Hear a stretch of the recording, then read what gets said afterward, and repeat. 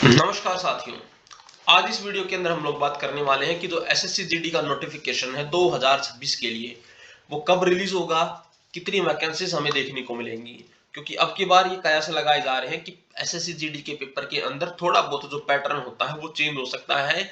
किस लिए चेंज हो सकता है?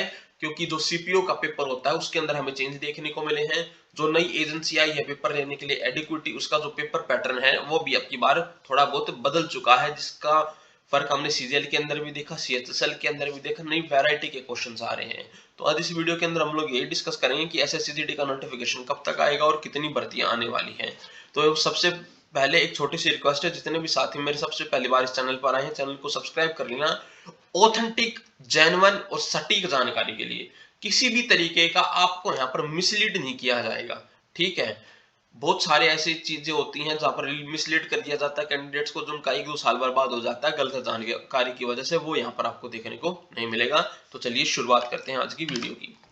तो इस बार आपको टोटल 53,000 के लगभग वैकेंसीज देखने को मिलेंगी एसएससी जीडी के अंदर। जो अलग अलग पैरामिलिट्री फोर्सेज होती हैं, आईटीबीपी, बीएसएफ, सीआरपीएफ और सीआईएसएफ, इन सब के अंदर नोटिफिकेशन आने की उम्मीद कब तक है? नोटिफिकेशन आने की उम्मीद है दिसंबर 2025 के अंदर आपका जो नोटिफिकेशन है वो आ जाएगा।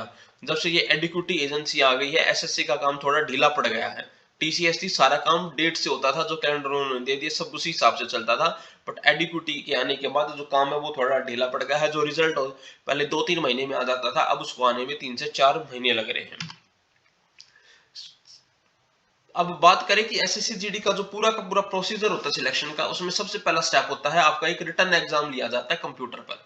20 नंबर का मैथ आता है, 20 नंबर की रीजनिंग आती है, 20 नंबर का जीके आता है और 20 नंबर की इंग्लिश या हिंदी आती है। यानी टोटल आपका पेपर 80 नंबर का होता है, ठीक है। अब की बार ये कयास लगाए जा रहे हैं कि यहाँ पर आपका थोड़ा बहुत माइन्यूट वेरिएशन, थोड़े छोटे बहुत चेंजेस हमें देखने को मिल सकते हैं।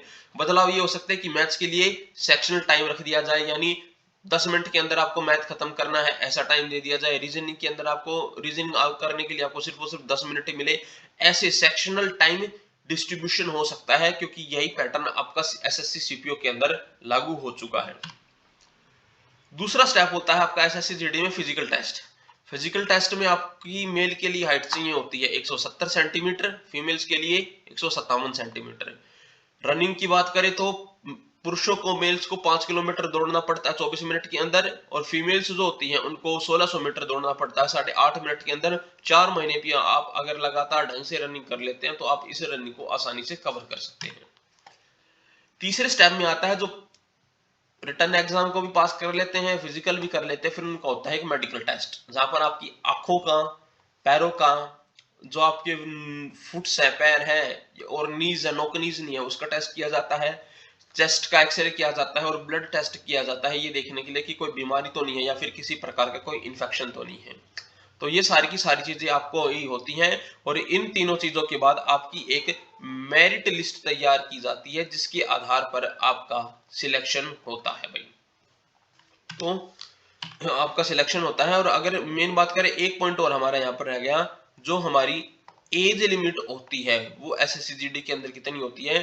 तो एसएससी जीडी के अंदर एज लिमिट हमारी 18 से 23 साल तक कि कैंडिडेट्स इसके अंदर अप्लाई कर सकते हैं। बाकी रिजर्वेशन के हिसाब से अदर कैटेगरीज को जो बेनिफिट मिलता है वो सभी को यहाँ पर मिलता है।